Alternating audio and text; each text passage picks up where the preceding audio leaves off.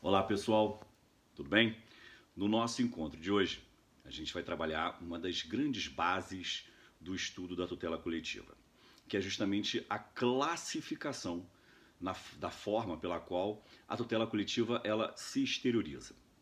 Vejam, quase que naturalmente, invariavelmente, na doutrina mais tradicional, você vai encontrar sempre uma classificação baseada exclusivamente no direito material transindividual, aquela classificação tripartite clássica, baseada no artigo 81, parágrafo único do Código de Defesa do Consumidor, que de certa forma, não integralmente, mas vocês vão ver em outras aulas, não integralmente, no artigo 21, parágrafo único da Lei do Mandado de Segurança, que é aquela classificação clássica: direito difuso, direito coletivo em sentido estrito, direito individual homogêneo. Essa classificação mega clássica. O que eu vou abordar com vocês hoje é uma classificação baseada nos litígios coletivos.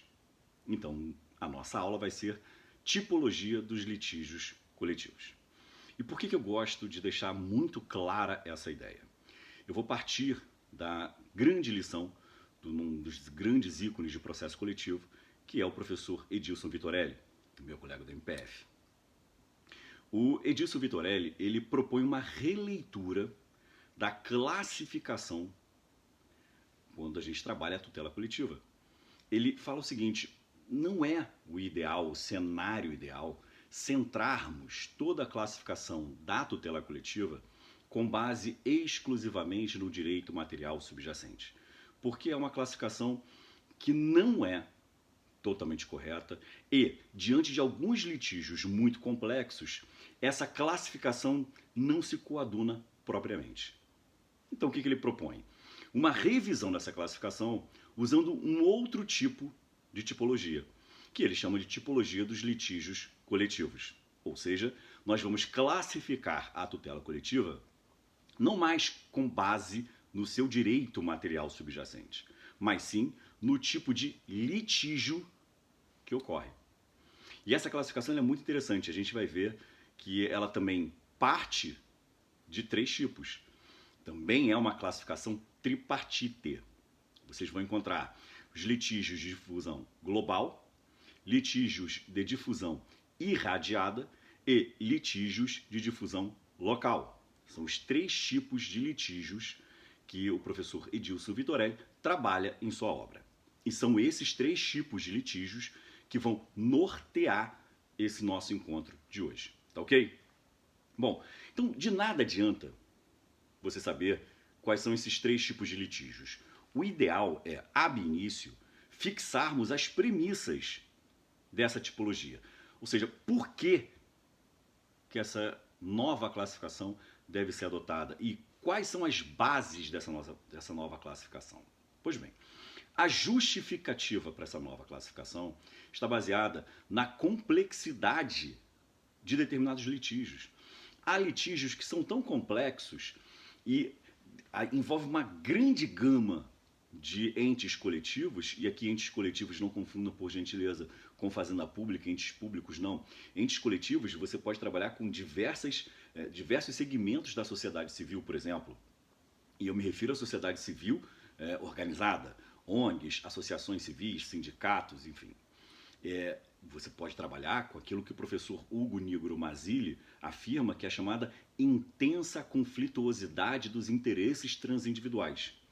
Repito, intensa conflituosidade dos interesses transindividuais. A gente vai ver no momento oportuno que você pode tanto usar o termo interesses quanto o termo direitos. A tese majoritária entende que você pode usar as duas nomenclaturas. Mas qual é a ideia dessa intensa conflituosidade dos interesses transindividuais? Vejam, ao contrário do que muita gente supõe, e a mídia costuma reforçar isso, em muitos dos conflitos transindividuais não há uma única solução preponderante. Seja porque não há uma grande unanimidade na comunidade científica, seja porque segmentos da sociedade civil pensam que a solução pode ser diversa, e por aí vai. Então, essa intensa conflituosidade dos direitos transindividuais, ela dificulta, de certa forma, você identificar não só o tipo de litígio no qual você lida, como principalmente qual vai ser a melhor solução. Vou dar um exemplo. Vamos imaginar, e aqui não jaz nenhum tipo de defesa ou de ataque, mas estou trabalhando com um fato. Vamos imaginar em um estado pobre do Nordeste, em um litoral até então inexplorado, mas com grande potencial turístico, e um grupo estrangeiro decide investir naquele local e instalar naquele local um grande resort. Pois bem, à primeira vista, você vai trabalhar assim, bom, se é um local totalmente inexplorado e vai ser instalado um resort, eu já vou ser contra, porque eu quero proteger o meio ambiente ecologicamente equilibrado. Cara, é justo, é correto, você tem que ter essa premissa, perfeito. Do outro lado, você vai encontrar pessoas que vão pensar o seguinte, bom, e as repercussões econômicas desse resort? Estamos falando de empregos diretos, empregos indiretos, impostos de todas as formas, tributos de várias formas, desenvolvimento urbanístico para aquela região, por exemplo. Então, repara que todos esses dois interesses aos quais eu me referi, proteção do meio ambiente e tutela econômica daquela coletividade, são dois interesses plenamente legítimos e plenamente defensáveis. Obviamente, guardados os seus limites, guardadas as proporcionalidades, obviamente são dois interesses plenamente justificáveis. Não estou dizendo qual que deve preponderar ou se um deles deve preponderar. Na minha opinião, deveria haver um equilíbrio entre a tutela do meio ambiente e o interesse econômico da comunidade. Para mim seria essa a solução mais adequada, mas veja, eu estou trabalhando um exemplo meramente hipotético, meramente abstrato. Eu não disse o local, não disse quantas pessoas vão ser atingidas, qual vai ser a extensão desse resort, o que vai ter nesse resort. Não falei nada disso. Não falei sobre as condicionantes, não falei sobre qual vai ser o impacto viário, qual vai ser o impacto urbanístico, qual vai ser o impacto ambiental. Mas já não dá para você visualizar que vão ser vários interesses contrapostos? Essa que é a ideia do professor Hugo Nigro Mazzilli. Os interesses transindividuais ostentam uma intensa conflituosidade. Beleza? Bom, então, diante dessa ideia, dessa intensa conflituosidade, eu não posso mais ficar só naquela classificação tradicionalíssima de direitos difusos, coletivos em sentido estrito e individuais homogêneos. Eu tenho que partir de uma outra classificação. Eu tenho que classificar com base no litígio. Tudo bem? E aí ele trabalha com duas premissas para aplicação dessa tipologia. A primeira premissa que vocês vão ter acesso é a conflituosidade.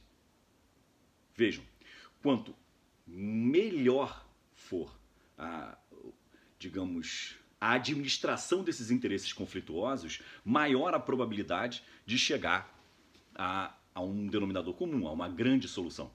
E ele faz essa proporção que é muito interessante. Ele fala assim, quanto menor uniforme for a posição desses membros, maior será o grau de conflituosidade. É lógico. Se eu tenho uma posição que é muito contraposta, que há uma grande controvérsia, maior vai ser a conflituosidade. Quanto mais perto de uma unanimidade ou de um denominador comum, menor vai ser a conflituosidade. Então ele diz, é primordial para fazer uma tipologia olhar a conflituosidade daqueles interesses, ou a conflituosidade que aquele fato gera numa comunidade. Perfeito? Então a primeira premissa, repito, conflituosidade. Segunda premissa que ele coloca, complexidade. E essa é de extrema relevância. Ele diz o seguinte, quanto maior for o número de soluções possíveis para aquele caso concreto, então quanto maior for o número de soluções para aquele caso concreto, para resolver o caso concreto, maior será a sua complexidade. E o inverso também é lógico. Quanto menor o número de soluções possíveis, menor vai ser a complexidade. É uma obviedade. E eu costumo dizer o seguinte, muita gente fala, professor, olha, na tutela do meio ambiente, a melhor solução é sempre tutelar o meio ambiente. Pô, isso é uma obviedade. Mas qual é a melhor solução para a tutela daquele meio ambiente? É impedir a instalação do resort? É aumentar o número de condicionantes? É diminuir o prazo para a feitura dessas condicionantes? Não sei. Quanto maior o número de soluções, mais complexo é o caso. Então, com base nessas duas premissas, repito, conflituosidade e complexidade, que ele trabalha toda a sua tipologia, que, repito, é tripartite. Litígio de difusão global, difusão irradiada e de difusão local. A partir de agora a gente vai ver um a um todos esses conflitos, começando com o litígio de difusão global. Qual é a ideia do litígio de difusão global? A ideia, você pode até trabalhar pela própria nomenclatura. É um litígio que atinge uma gama indefinida de pessoas ou de uma coletividade. Você sequer consegue individualizar. Tomando por empréstimo o conceito do Edilson Vitorelli, é o seguinte: litígio de difusão global é aquele em que a lesão ou a ameaça de lesão, obviamente a gente trabalha sempre na tutela coletiva, tanto a tutela repressiva quanto a preventiva, óbvio, não atinge diretamente os interesses de qualquer pessoa. Eu estou lendo literalmente o conceito dele, tá? Ah, professor, mas você está lendo o conceito? Pô, isso é chato. Não, concordo, a aula até fica chata. Mas eu estou sendo preciso no conceito do autor, para que vocês tenham a fonte direta. Eu acho muito importante sempre ter a fonte direta. Vamos lá. Não atinge diretamente os interesses de qualquer pessoa, sendo baixo o grau de conflituosidade, já que os indivíduos são atingidos de modo uniforme pela lesão e praticamente não há interesse pessoal do conflito. Então repara, ó, baixa conflituosidade. Perceberam a ideia? Então ele usou conflituosidade para classificar o litígio. E por que ele fala que há uma baixa conflituosidade? Repara aqui no conceito dele. Não atinge diretamente os interesses de qualquer pessoa. Você que é um cidadão, você não está sendo atingido diretamente. Que é a chamada dimensão individual de um interesse transindividual. Que vai ser tema de uma aula específica, que eu gosto muito desse tema. Eu já até escrevi sobre. Então, dimensão individual do interesse transindividual. Você, cidadão, não foi atingido diretamente por essa lesão ou por uma eventual ameaça. Tudo bem? Então, como você não foi atingido, todos os membros dessa coletividade são atingidos de forma uniforme. Todo mundo foi atingido da mesma maneira. Então, não há preponderância de interesses. E aí, repara, onde não há preponderância de interesses, o conflito é pequeno. A conflituosidade, melhor dizendo, ela é reduzida. Quanto mais esferas individuais de interesses existir, maior é a conflituosidade. É uma relação quase que exata. Onde há menos centros de interesse, a conflituosidade cai. Fechou? Beleza. Quais são as características? E aí também eu vou usar toda a obra dele e vou explicando uma por uma. Primeira característica: não há uma titularidade abstratamente definida, porque não atinge diretamente qualquer interesse individual. Vejam só, toda vez que a gente estuda aqui na tutela coletiva direito transindividual, a gente sempre não foca em quem é o sujeito. Não é isso? Sujeitos determinados, indeterminados, indetermináveis. Aqui, nessa classificação, a principal característica no litígio de difusão global é: como não atinge diretamente nenhuma pessoa, não atinge nenhum interesse específico de alguém, repara, eu não tenho como abstratamente afirmar quem é o titular desse interesse. Ou seja, os sujeitos são indetermináveis. Eu não tenho como apontar no meio da coletividade e dizer você é o titular, você não é o titular. Não há uma titularidade abstratamente definida. Fechou? Beleza. Segunda característica: os membros do grupo, ele até usa grupo, mas eu vou usar coletividade. Os membros da coletividade, como eles não são atingidos diretamente, eles passam a não ter interesse pessoal na solução do conflito. O que também é uma obviedade. Se a minha esfera jurídica individual não é atingida de forma direta e específica, eu não tenho interesse na solução daquele conflito. Ou seja, eu não vou colocar a minha subjetividade, a minha vontade própria para dizer como que aquele conflito deve ou não deve ser solucionado. Beleza? Terceira característica, e também está no conceito: os membros do grupo são atingidos de maneira uniforme. Se todo mundo é atingido da mesma forma, vejam que eu não estou falando de intensidade de lesão e nem extensão da lesão. Estou dizendo que todo mundo vai ser atingido de maneira uniforme. E isso é de extrema relevância para que você possa entender essa ideia. Vamos imaginar que vocês hoje, assistindo o noticiário, ouçam a seguinte notícia: houve derramamento de óleo no meio do Oceano Atlântico, nas águas internacionais, ou até mesmo no nosso território, mas bem longe da costa brasileira. Você é titular desse interesse? Sendo cidadão brasileiro ou qualquer pessoa que esteja em nosso território, sim, você é titular desse interesse. Mas você foi atingido pessoalmente por esse dano? Não foi atingido pessoalmente por esse dano. Você, enquanto cidadão, tem algum interesse pessoal na resolução desse conflito? Não, porque qualquer solução que for engendrada não vai atingir diretamente a sua esfera jurídica. Então é mais ou menos essa ideia, por isso que se fala em litígio de difusão global. Beleza? Outra característica. Diante dessa uniformidade da lesão, o grau de conflituosidade é baixo. Lembra que eu falei para vocês? Se não há interesses pessoais, não há centros de interesses pessoais na solução desse conflito, a conflituosidade passa a ser baixa. Quanto maior o centro de interesses, maior será a conflituosidade. E por fim, é um litígio pouco complexo. Vejam, complexo dentro daquela ideia que eu coloquei antes. Não é complexo porque não há grandes ou inúmeras formas de solucionar o conflito. Quanto menor for a quantidade de soluções, menor será a complexidade. Professor, mas pode ser um caso complexo, pode ser um grande vazamento de uma grande petrolífera. Tudo bem.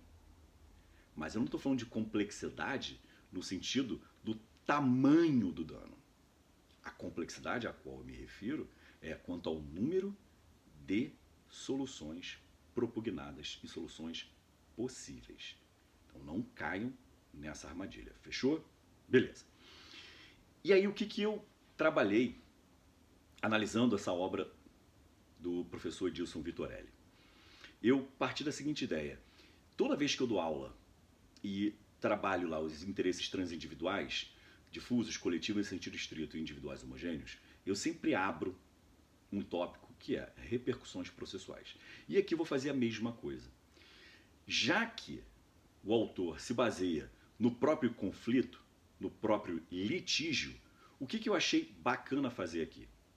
Justamente apontar para vocês quais são as repercussões processuais relevantes diante dessa classificação, litígio de difusão global.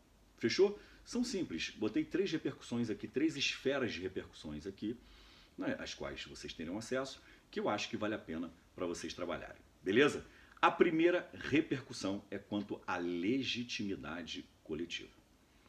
A repercussão quanto à legitimidade coletiva. Então vamos lá. O litígio é de baixa conflituosidade e é de baixa complexidade. Não atinge centros de interesses pessoais diversos, porque todo mundo é atingido de maneira uniforme. Pois bem, diante desse quadro, faz sentido, aí faça um raciocínio, faz sentido você ampliar o rol de legitimados? Permitir que todos os legitimados coletivos possam valer-se dos instrumentos da tutela coletiva? Na minha visão, não. Da mesma forma, assim entende o professor Edilson Vitorelli. Ele diz o seguinte, vamos lá, os legitimados, de novo, entre aspas, eu estou citando exatamente a fonte primária, os legitimados coletivos para o ajuizamento da demanda tendem a ser os órgãos públicos que ostentam atribuição para a defesa do bem jurídico lesado.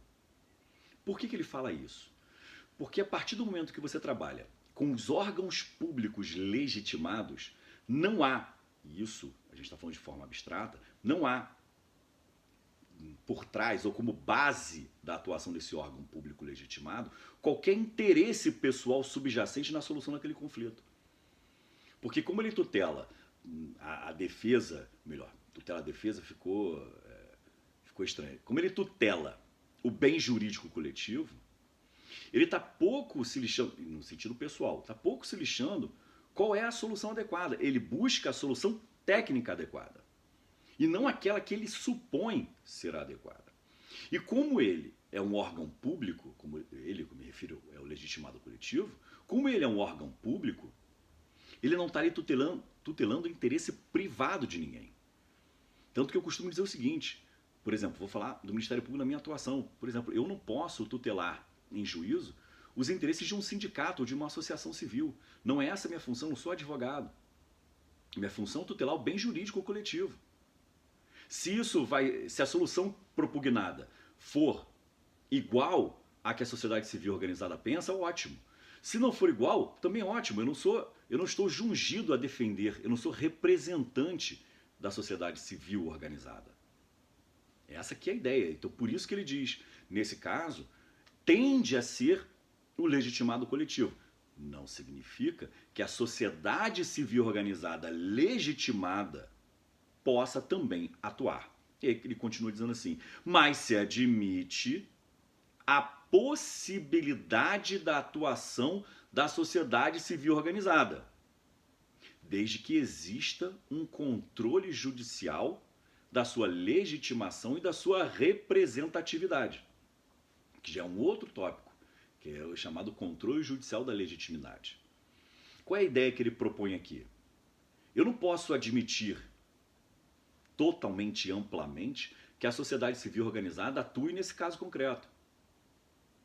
Eu tenho que avaliar se ela tem experiência, se ela tem expertise para a solução daquele caso concreto. Porque muitas das vezes o que nós notamos na prática é que surge uma sociedade civil organizada sem expertise nenhuma naquele tema, apesar do nome ser pomposo e às vezes relacionado ao tema da ação, mas não tem expertise nenhuma naquele tema, ou na propositura de ações, ou na proposição de soluções. Então eu não posso sair por aí admitindo qualquer legitimado coletivo, sob pena de desvirtuar completamente o processo coletivo. Não é essa a ideia. Tudo bem? Então ele fala, desde que ostente alguma condição adequada. O que é isso? Representatividade adequada, que vai ser tema de aula específica. Fechou? Beleza. Essa é a primeira repercussão processual. A avaliação da legitimação coletiva. Qual é a regra? Tende a ser um legitimado coletivo, órgão público. MP, Defensoria, Fazenda Pública. Beleza. Segunda repercussão é a competência.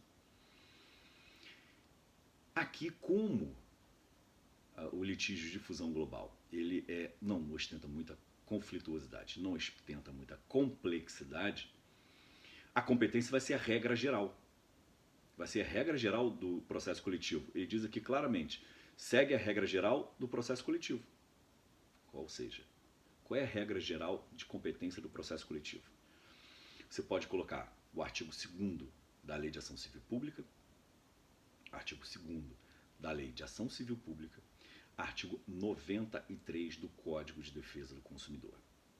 Tá? Na minha opinião, são os dois artigos que melhor vão fundamentar qualquer tipo de resposta ou de questões sobre o tema.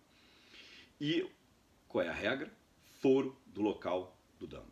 A regra é o foro do local do dano. E aí vejam, a partir do momento que você ouve foro do local do dano, automaticamente você imagina, é um critério territorial.